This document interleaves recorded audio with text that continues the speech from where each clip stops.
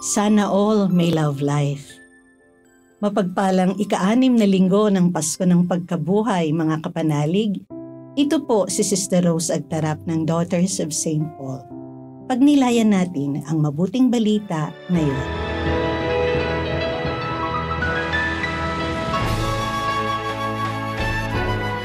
Sinabi ni Jesus sa kanyang mga alagad, "Katulad ng pagmamahal sa akin ng Ama, gayon din naman ang pagmamahal ko sa inyo. Manatili kayo sa pagmamahal ko.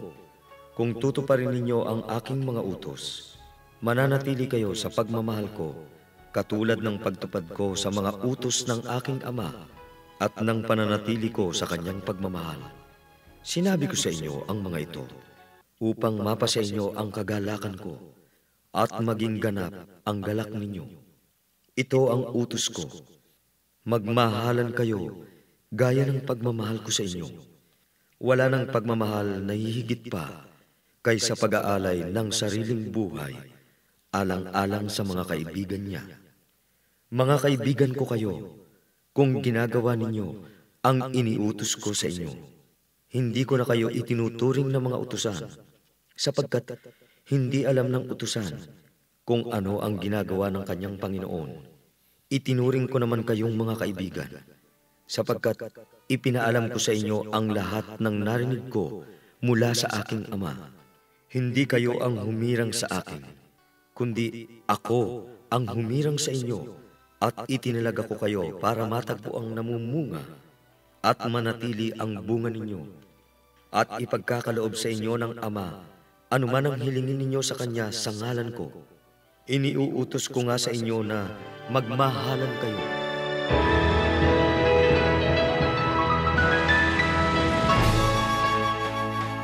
Karamihan sa atin, napapasana all na lang kapag nakakakita ng sobrang sweet na magkaasintahan. Sinasabi ng ilan sa atin, sana all may love life. Sino ba naman ang gusto na walang nagmamahal sa atin? Kung tayo ay napapasana all na magkaroon ng love life, ganun din po ang ating Panginoon. Hinihiling ng ating Panginoong Hesukristo na magkaroon tayo ng love life sa Kanya. Siyempre, kahit na inaalay ng Panginoon ang Kanyang pagmamahal, nasa sa atin pa rin kung mainit na oo o malamig na hindi ang sagot. Tila ang dating manliligaw ang Panginoon.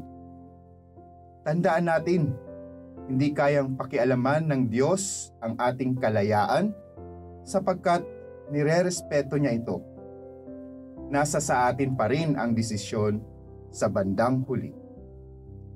Ito ang panyaya sa atin ng Panginoon sa mabuting balita sa araw na ito. Kung paanong iniibig ako ng Ama, gayon din naman iniibig ko kayo. Manatili kayo sa aking pag-ibig. Ipinapakita at ipinaparamdam ng ating Panginoon kung paano nag-iibigan ang banal na Santatlo at nais niya tayong maging parte sa kanilang pag-iibigan. Tunay nga na may ugnayan tayo sa isa't isa. Nag-uumapaw ang pagmamahal ng Diyos sa katauhan ng ating Panginoong Hesukristo at naipapadama niya ito sa lahat sa pamamagitan ng kanyang ministeryo. Dito, ipinapakilala niya ang Diyos Ama bilang awa at pag-ibig.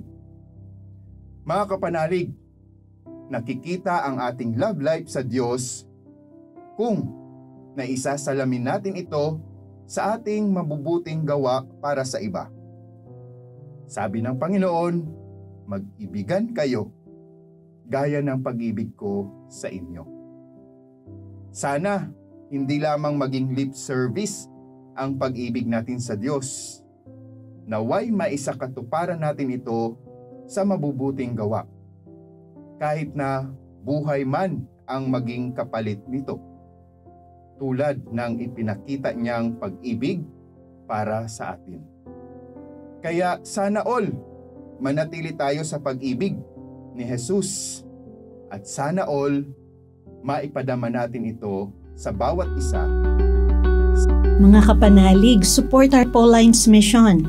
Subscribe, like, and follow Pauline's on our social media accounts.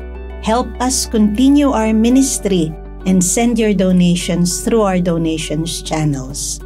Send us your prayers and intentions and be assured na kasama po kayo sa aming panalangin sa araw-araw.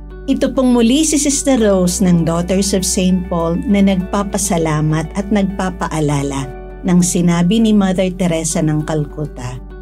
If you ever feel distressed during the day, call upon Our Lady.